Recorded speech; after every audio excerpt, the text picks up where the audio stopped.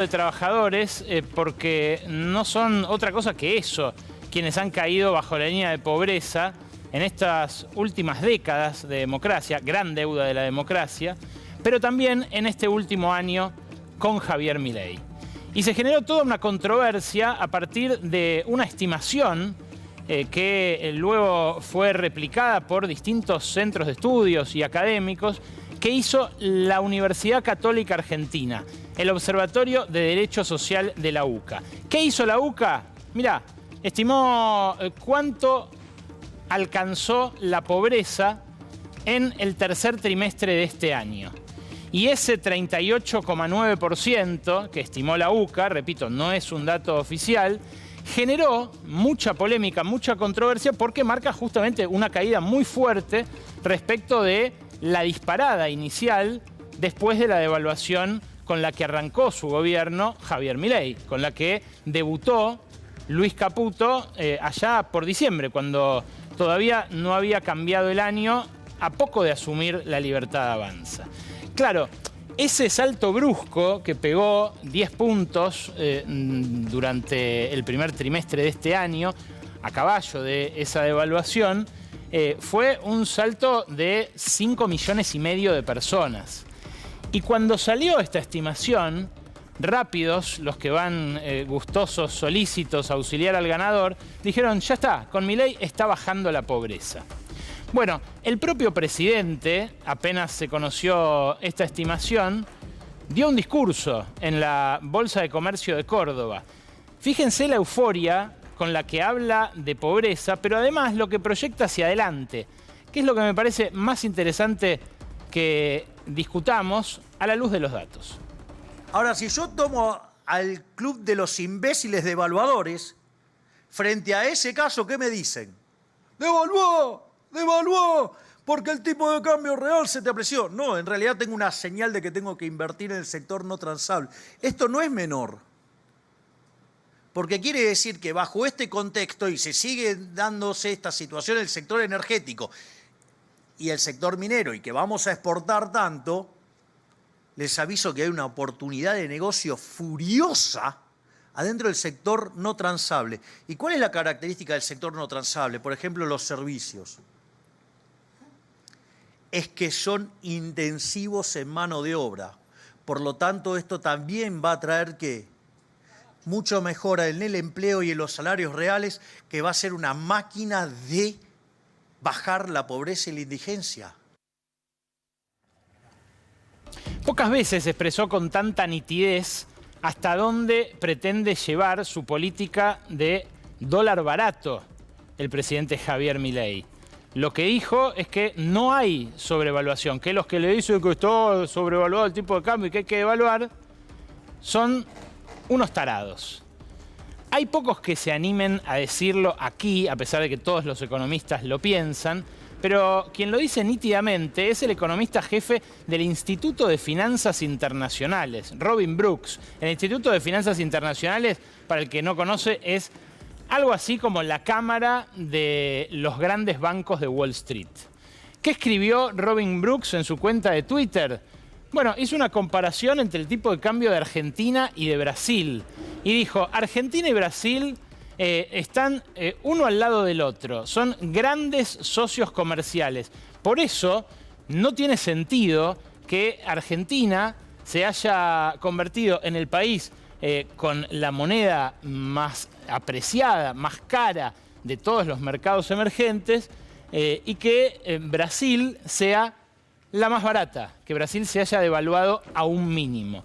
Esto solo puede terminar en una devaluación explosiva en la Argentina. Claro, lo advierte el jefe de economistas de la Cámara de los Bancos a nivel global, pero se lo discuten desde acá con los papeles en la mano desde el Banco Central. Dicen, nosotros nos la bancamos y hasta ahora aguantamos este dólar, aun cuando Brasil devaluó primero de 5 a 6 y luego de 6 a 6,30 la semana pasada en una escalada que no sabemos a dónde puede terminar. Claro, dice Robin Brooks que esto termina con una devaluación. ¿Y las devaluaciones qué generan? Una escalada inflacionaria y luego un escalón mayor de pobreza. Por eso, este gráfico, el gráfico de la UCA, la estimación del tercer trimestre, es en todo caso la foto de un instante.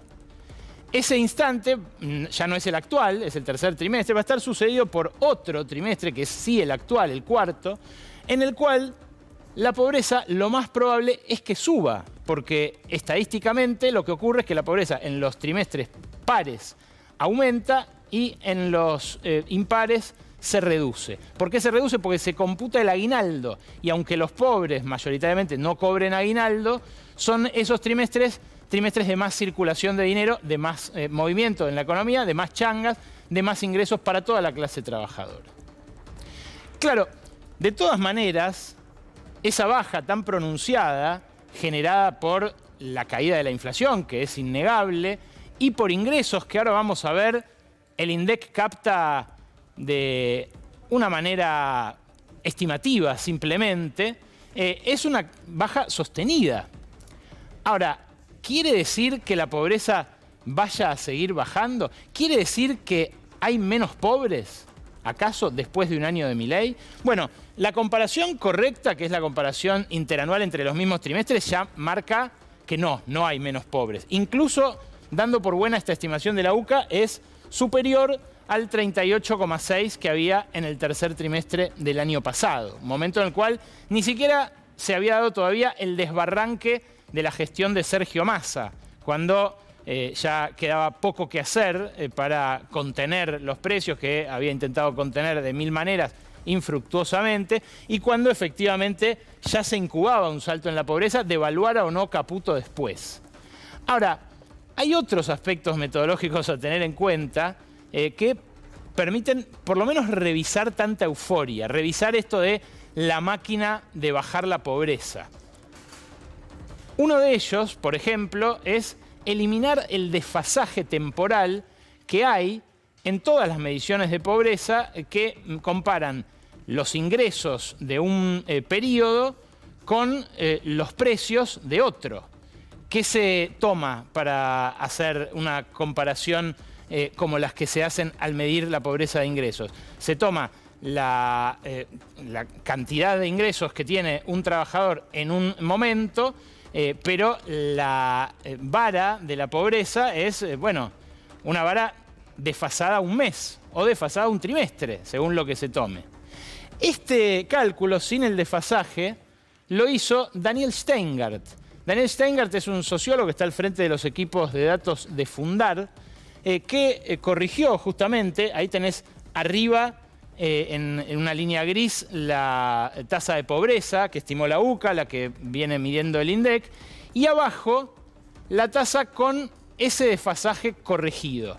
¿Por qué? Bueno, porque en realidad lo que hay que comparar son los ingresos nuevos que tiene un trabajador con esa línea de pobreza que en general tiene un mes o un trimestre de discontinuidad. Si uno hace ese desfasaje, siempre la pobreza va a dar menos, porque se van a contar ingresos superiores en un país inflacionario contra una línea de pobreza que es inferior. Ahora, fíjense que cuando se acelera la inflación, esa diferencia se hace más pronunciada. Entonces, en el tercer trimestre de 2023, revisado el 38,6 que dio el INDEC, daría 33,9. Pero, como la dinámica de los precios le ganó a los ingresos este año, bueno, la diferencia con este año se acrecienta mucho. Lo que hoy son apenas un par de décimas, en el caso del recálculo son varios puntos. Y ahí ya hay una primera aclaración que hacer a los datos que tanto se apuraron a festejar los oficialistas y que tanto se apuraron también a reconocer los supuestos opositores o críticos. Como si un dato, además, marcara el pulso de una realidad económica que se puede atisbar de mil maneras, con las 15.000 pymes que cerraron, con los 200.000 empleos que se destruyeron, con la intensidad de la pobreza también, cuán pobres son los pobres, que es mucho mayor por la brecha que hay entre sus ingresos y la línea a la que tienen que llegar para satisfacer las necesidades de su familia en este último año. ¿Qué más se puede decir sobre estas proyecciones? Bueno, que los ingresos se topearon en un valor que no llega a empatarle a los precios. Y por eso la propia UCA difundió esta pirámide apenas 2 días después de difundir su estimación de la pobreza, que se titula "Todavía no hay mucho para festejar". Las 3 Argentinas muestra. Y fíjate, en esas 3 Argentinas, la de los pobres, la de la clase media y la de la clase alta, la diferencia de las dinámicas fue muy notoria. Tenés en el tope de la pirámide una élite socioeconómica con un piso de ingresos de $17.000 por mes. Inmediatamente después tenés a las clases medias altas, 7% de la población, y al 20% de medias integradas, que tienen un piso de $5.000 por mes. A partir de ahí empiezan los problemas. En la clase media conviven la media aspiracional y la media empobrecida. Es el 40% de los hogares que tiene un ingreso piso promedio de $1.500 por mes, $1,5 millones de pesos. Hoy que el dólar blue volvió a tocar 1.200, un poquito más en pesos. Ahora, esa clase media empobrecida, esa clase media todavía aspiracional, fue el objeto de 1000 recortes por parte del Estado. Hay gente que dejó de tener una seccional del PAMI cerca, que dejó de tener una sede del Correo argentino cerca, que dejó de tener una UDAI del ANSES, por ejemplo, cerca. Y no estoy hablando de cerca en el barrio, estoy hablando de el acceso de pueblos enteros que de repente tienen que moverse a capitales de provincias, por ejemplo, que tienen que hacer largos viajes para tener los mismos servicios que tenían antes. Ahí también se juega la intensidad de la pobreza. Claro, es inconmensurable para algo tan inapelable, tan llano como un índice de pobreza por ingresos, que es simplemente cruzar la línea de pobreza con los ingresos de la población. Ahora, ¿qué pasa abajo de la pirámide? Sí, ¿ya te buscaste? Acércate y encontrate. Mirá, vení, ¿qué pasa abajo de la pirámide? En el 30% de los hogares que configura la clase estructuralmente pobre, se gana menos de $1.000 por mes, menos de $1 millón de pesos. Y ahí están los pobres extremos y los pobres no indigentes, que de ellos en general hablan quienes hablan de estas mediciones. Claro, al margen de si hay más o si hay menos, que ya estábamos viendo, por lo menos hay los mismos que antes de que entregara el poder el Frente de Todos. ¿Cómo es ser pobre en la era de la motosierra? ¿Cómo es ser jubilado y que además de haber sufrido el recorte de los ingresos, uno no tenga más acceso a los medicamentos con cobertura al 100 del PAMI? ¿Es lo mismo? ¿Da igual? Para la línea de pobreza da igual, pero para el bienestar de esa franja de la población no, indudablemente. Claro, lo que es nítido en todas las estimaciones, en todos los números, los datos que uno vea, es que el impacto del ajuste fue desigualador. No pegó igual en esa cúspide de la pirámide que en la parte media ni que en la base. Y ahí vamos ahora de la mano de una serie de datos que elaboró para nosotros la consultora Exquanti, especializada justamente en procesar estos datos de la encuesta permanente de hogares del INDEC. Fíjate cómo evolucionaron entre el tercer trimestre de este año y el tercer trimestre del año pasado los ingresos de cada estrato. Ahora lo hice más... No, está bien, es esta. Esta estratificación es la más básica, no está tan detallada. Es clase media, clase alta y clase baja. Los estratos bajos perdieron 10,7% real de sus ingresos. Los estratos medios, 1,6%. Y los estratos altos, el 20% más rico de la población, ganó casi un 5%. Esto se puede ver en el largo plazo también. En los últimos 7 años, es una catástrofe, ¿eh? En los últimos 7 años estamos hablando del último tramo del macrismo, sus últimos 2 años, todo el Frente de Todos y este primer año de Milei. Lo que ocurrió ahí en los estratos es desolador.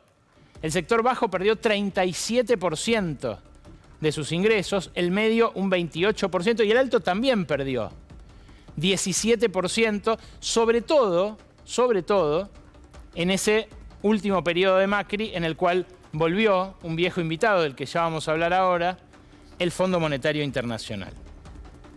¿Cuánto perdió cada trabajador? Y de esto vamos a hablar en instantes, nada más, con el nuevo titular de la CGT, con el nuevo cosecretario general de la CGT, que creo que ya lo tenemos en nuestros estudios y quizás lo podemos mostrar. Está Octavio Argüello ya en los estudios de C5N para conversar con nosotros. A Argüello le vamos a preguntar, ¿qué pasa con los trabajadores? ¿Qué pasa con los sectores que tienen una negociación, que tienen una paritaria, pero que vienen perdiendo como en la guerra en estos últimos años? Claro, Octavio Argüello es del gremio de camioneros, reemplazó a Pablo Moyano en el triunvirato y la CGT viene en un estado de deliberación interno muy potente. En instantes vamos a conversarlo con él. Ahora, te decía, los trabajadores, ¿cuánto perdieron individualmente? Esta es una muy buena forma de verlo que elabora siempre el Mirador de la Actividad del Trabajo y la Economía. El empleado del sector privado, formal, es cierto, recuperó hacia octubre casi el mismo nivel de ingresos que tenía un año atrás. Ahora, ¿qué pasó durante todo el año? Durante todo el año estuvo abajo, bastante abajo.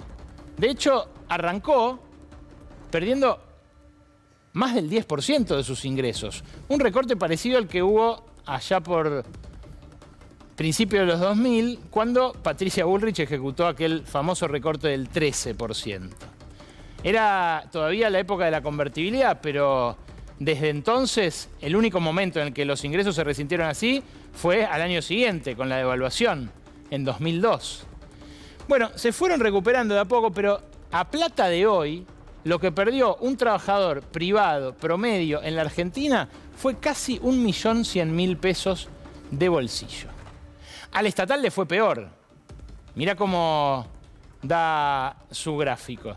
Su gráfico, primero, todavía no llegó a recuperar, está un 15% abajo en promedio de lo que estaba cuando asumió Milei.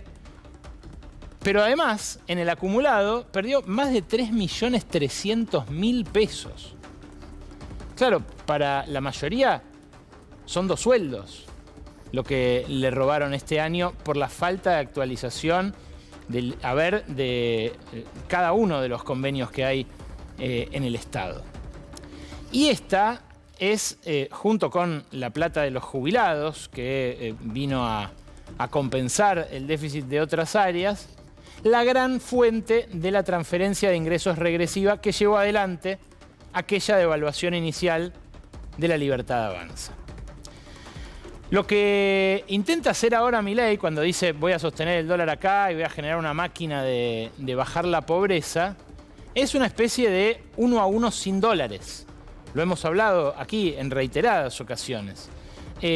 Pero claro, el 1 a 1 tenía, por un lado, el influjo de divisas de las privatizaciones, por otro, el de las inversiones externas, que en algunos casos fueron muy cuantiosas, y también del endeudamiento, que en ese momento todavía tenía abierto la Argentina, tenía crédito del mundo. Hoy Argentina no tiene crédito. Desde el hiperendeudamiento de Mauricio Macri no pudo volver a salir a los mercados. ¿Quién es el único que queda para tirarle la manga? Sí, adivinaste. El fondo, lo dijo el propio Milei. La brecha cambiaria pasó de alrededor de 200%, es decir, una relación 3 a 1 cuando asumimos, a estar prácticamente extinguida. Ya están casi dadas las condiciones para bajar el crawling peg al 1%, y estamos negociando un acuerdo con el fondo para el primer cuatrimestre del 2024 y así poder cumplir con las condiciones necesarias para salir de una vez por todas del cepo. Es curiosa la relación del presidente con el fondo porque en campaña no lo quería tanto. En campaña decía cosas como esta. Institución infinitamente cuestionada en el mundo. Sí. Los libertarios, además lo detestamos al Fondo Monetario Internacional porque en realidad es una creación de White, un espía ruso, y Keynes. Se imaginarán que amigo, a mí no me resulta Keynes, muy simpático. Entonces, ¿cuál es el punto? Acá dice, no, bueno, pero se lo critica al fondo. Dice, pero acá se quejan porque dicen que el fondo es duro. En realidad, la crítica del mundo con el fondo es que es blando, que es muy laxo. En el caso mío, ni... Claro, decía que el fondo es demasiado blando, demasiado laxo. Ahora que Motosierra mediante hizo un ajuste que hasta el propio fondo le parece exagerado, dice, venga el líquido. Lo que pasa es que al fondo le resulta muy problemático volver a hacer lo que ya hizo hace apenas 6 años. Y ahora, desde anoche lo sabemos, le va a resultar más problemático todavía porque va a tener que interceder el mismo tipo que forzó la máquina del Fondo Monetario para que le diera esos 50.000 millones de dólares a Macri. Lo anunció el propio Donald Trump anoche, que en este tuit dijo que estaba feliz de anunciar que Mauricio Claver Carone va a ser el encargado del Departamento de Estado para Latinoamérica. Mauricio Claver Carone era el director por Estados Unidos en el Fondo Monetario en el momento en el que Christine Lagarde le dio a Mauricio Macri aquel mega préstamo récord que nunca le había dado a ningún país hasta ese entonces. Dice sus razones, Trump dice que Mauricio Claver Carone va a poner orden, que es el que mejor conoce la región y cómo poner a Estados Unidos primero, los intereses de Estados Unidos primero. Claro, tiene bastante más claras las cosas el presidente estadounidense que uno como el nuestro que va a Estados Unidos y habla en un escenario que dice America First, Estados Unidos primero, siendo él el presidente de otro país que no es Estados Unidos. Pero, en fin, lo de Claver Carone es un caso que vale la pena analizar. Porque Claver Carone forzó tanto al Fondo Monetario a que le preste a la Argentina de Mauricio Macri, a que rescate a Mauricio Macri de esa huida de capitales desesperada que hizo volar por el aire el castillo de naipes de Luis Caputo en aquella administración, que más tarde, durante la pandemia, 2 años después, 1 año y pico después, en una conferencia ante diplomáticos chilenos, dijo, nosotros le dimos la plata a Macri. El problema fue que él la usó mal. Escúchalo. Sin embargo, yo estaba en el Fondo Monetario y el programa más grande en la historia del Fondo Monetario lo empujamos para Argentina. Que se haya mal manejado el programa, que no se haya ejecutado bien por parte de Argentina y les haya costado una elección, es una cuestión.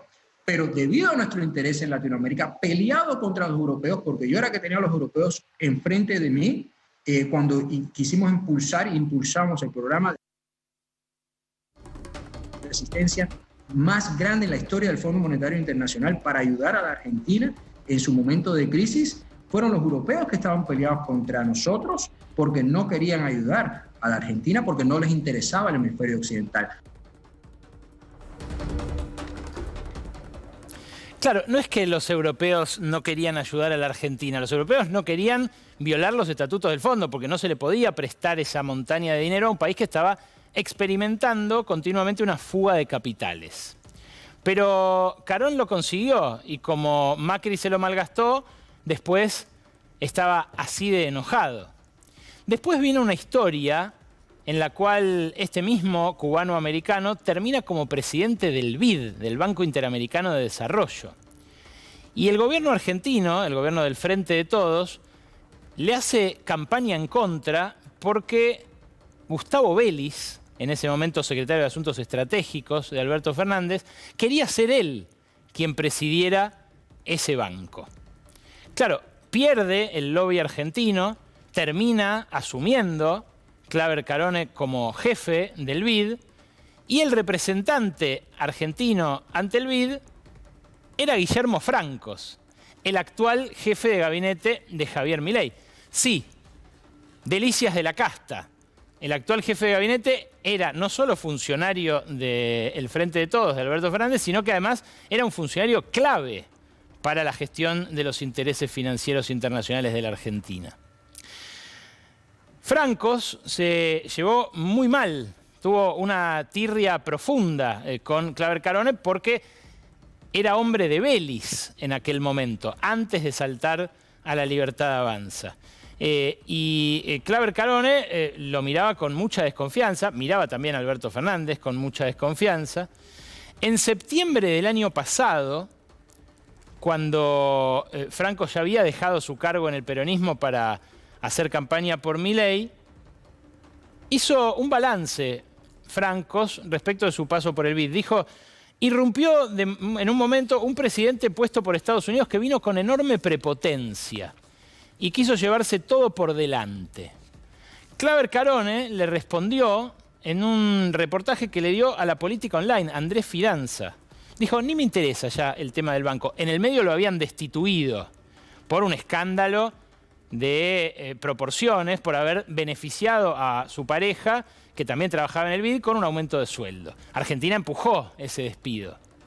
Y Carone dice: ya ni me interesa el tema del banco, es un capítulo cerrado. Ahora miro el futuro, tanto el de Argentina como el de Estados Unidos. Gane quien gane, le deseo éxito. Y si es Milei, le deseo mucho éxito. Pero si él cree que Francos lo va a ayudar a construir credibilidad en Estados Unidos, se equivoca enormemente. Francos no concuerda con los principios de Milei. De hecho, abogó por todo lo contrario. Sino, ¿por qué Alberto Fernández lo puso al frente del BID? En ese momento, ya con el balotaje cerca, Claver Carone hacía campaña por Massa. Escuchá cómo lo recibió en Washington, muy cerquita de esa segunda vuelta. Creo que si la misión del ministro era venir a destrabar lo que era no solamente la relación, pero operativamente el programa con el BID, creo que podemos decir que el ministro tiene una misión cumplida. Las vueltas de la vida, ¿no? Bueno, Massa terminó trabajando para un fondo de inversión, me corren 3 metros y les digo un fondo buitre. No es tan extraño que haya tenido esos puentes, esos vasos comunicantes con Mauricio Claver Carone. En todo caso, sí es extraño que aparezca en un lugar expectable en la mesa del peronismo después de la derrota. Pero también, en todo caso, es un mapa político que se está reconfigurando. Y sabrá o no el peronismo, también le vamos a preguntar por eso a Argüello, qué dirigente se elige para la nueva etapa. Lo que es seguro es que en esta etapa Milei siente que corre solo, que no hay oposición. Por eso el viernes, después de decir lo que dijo en Córdoba sobre la pobreza, sobre el dólar, sobre los estúpidos devaluadores que, como el jefe de la Cámara de Bancos de Wall Street, le dice: che, no puede ser que Brasil tenga la moneda más barata de la región y Argentina, su socio histórico, la más cara. Esto termina mal, termina como terminó la convertibilidad, pero más rápido. Bueno, Milei se subió a su propio sueño nuclear, recién llegado de Córdoba, y dijo esto. Después de décadas de declive, la energía nuclear tendrá su retorno triunfal. Y nosotros no solo nos vamos a quedar atrás, sino que pretendemos ser pioneros.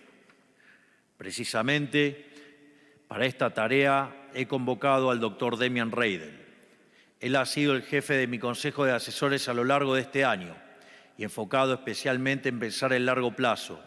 Y hoy tengo el orgullo de presentarlo como responsable del Plan Nuclear Argentino. El Plan Nuclear Argentino. Una novedad que vino a presentar Milei a 74 años más o menos del primer plan nuclear de la época de Perón. Claro, hubo en la historia del mundo nuclear argentino, que es apasionante, un montón de momentos de embaucadores. De hecho, del principio fue así, con un alemán, Richter, que vino y dijo, yo puedo dominar la fusión nuclear. Todavía nadie lo hizo, más de 80 años después. Pero habló a su lado Demian Reidel, físico nuclear del Balseiro, una de esas instituciones que formó parte de la familia nuclear por estas últimas décadas. Y hizo el anuncio, fue este. Para garantizar el éxito de este ambicioso plan, el Gobierno ha decidido crear el Consejo Nuclear Argentino. Este órgano estará presidido por el que les habla y contará con miembros de la más alta jerarquía. El jefe de gabinete, doctor Guillermo Francos, el ministro de Defensa, doctor Luis Petri, y el presidente de la Comisión Nacional de Energía Atómica, doctor en Ingeniería Nuclear, Germán Guido Lavalle. El primer paso de este plan es la construcción de un reactor SMR en el predio de Atucha. Aunque la tecnología es nueva, gracias al estado avanzado de la ingeniería, el apoyo técnico de la OIEA y a la decisión política firme del presidente Milei, existe una alta probabilidad de que la Argentina sea la primera nación en producir y comercializar este innovador modelo de reactor nuclear. Lo más concreto que anunciaron fue una comisión. Justamente citaba aquellos orígenes peronistas del plan nuclear, podría citar otra frase de Perón, ¿no? Si querés que algo no avance, crea una comisión. Tiene dos condimentos además esta comisión. Por un lado está Francos, como le decía, enfrentado con el nuevo jefe para América Latina del Departamento de Estado que acaba de designar Donald Trump. Y también está integrado por Luis Petri, el ministro de Defensa, que en general los ministros de Defensa no integran ninguno de los consejos ni instituciones de lo nuclear, porque levantan sospechas de que el desarrollo no es con fines pacíficos, sino con fines de defensa, con fines bélicos, que es lo que todo el tiempo los países tratan de convencer a los demás que no están haciendo. Bueno, Argentina es uno de los 7 países del mundo que domina todos los ciclos de la energía nuclear con fines pacíficos y tiene ya 3 centrales nucleares funcionando con reactores grandes, Atucha 1, Atucha 2 y Embalse. Estaba en marcha Atucha 3, que terminó de enterrar este gobierno porque tenía justamente su base en un convenio con China y en un convenio de cooperación tecnológica con China. Pero lo otro, lo que también mencionó Reidel, que es un proyecto interesantísimo que arrancó hace 10 años en Argentina, los reactores modulares pequeños, SMR, se llama acá CAREM. Y lo loco es que este reactor pequeño modular, no tan pequeño como verán aquí, fue suspendido este mismo año por esta misma administración. Creo que tenemos imágenes de las protestas que hubo por los despidos de los empleados que tienen a cargo la obra civil del reactor, pero el desfinanciamiento del sector nuclear es absoluto desde hace exactamente un año. 30% abajo el presupuesto, 35% abajo los sueldos del personal del área nuclear, que, bueno, en la mayoría de los casos está mirando ofertas de afuera para irse, ¿no? Para irse a lugares donde valoren realmente su trabajo. Lo hemos hablado con científicos acá en 1000 ocasiones. Lo que pasa es que el congelamiento de obras y proyectos deja sin carne, sin ninguna sustancia, este anuncio de un plan nuclear que, como digo, lo más concreto que tiene es esa comisión, por lo que esperemos que no cobren, ¿no? Que no se usen recursos que se le están negando a los que realmente hacen el trabajo. En todo caso, sería igual una buena noticia si lo reactivan, pero ¿será una mera casualidad que la Corporación América haya anunciado hace apenas semanas una asociación con una empresa llamada Blue Sky Uranium Corporation para hacer minería de uranio en Río Negro?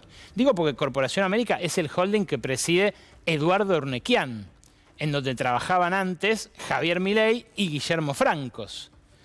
¿Quién producirá el uranio enriquecido que van a usar como combustibles estos reactores modulares pequeños? ¿El Estado, como lo viene haciendo hasta ahora? ¿Qué pasará con la planta de uranio de Dioxitec en Formosa, que se canceló directamente, ni siquiera se desfinanció, se suspendió, porque esa obra que detuvo este gobierno tranquilamente podría ser complementaria del programa nuclear. ¿Será que está desregulando un sector en el que siempre fue pionero el Estado para que vuelvan a meter cuña a los privados? No se sabe todavía, pero hay coincidencias. Por ejemplo, el desmantelamiento del organismo regulador de los servicios aeroportuarios, el ORSNA, que la semana pasada avisó a un 25% de su personal, 50 trabajadores y trabajadoras, que los raja. El ORSNA, lo interesante es que se financia con el canon que pagan los 60 aeropuertos de la Argentina, la mitad de los cuales administra Eurnequian, y no le genera gasto al Estado. Sí le generó gasto la indemnización de estos empleados, a los cuales rajaron para supuestamente eficientizar la gestión. La medida obviamente es de puño y letra del desregulador en jefe Federico Sturzenegger, pero ¿quién gana cuando un privado que administra una concesión y que es controlado por un organismo estatal deja de ser controlado por ese organismo estatal? O cuando en ese organismo estatal se echa a un 25% de la planta. ¿Qué va a pasar con todos los contratos de los locales que hay en los aeropuertos, las concesiones y subconcesiones que se pueden hacer en cada terminal? ¿Será que esa falta o debilidad de los controles va a beneficiar al empresario que más aeropuertos tiene en la Argentina? Tampoco lo sabemos. Lo que sí sabemos es que esa relación, la relación entre Javier Milei y Eduardo Eurnequian, es una relación que parece sobrevivir al tiempo. Porque de a ratos se han insultado, de a ratos el jefe, que todavía se siente jefe, lo ha rigoreado al otrora empleado y ahora presidente, pero lo cierto es que como experimento Milei a Eurnequian y a toda la élite de magnates que dominan el mundo de los negocios de la Argentina, les salió muy bien.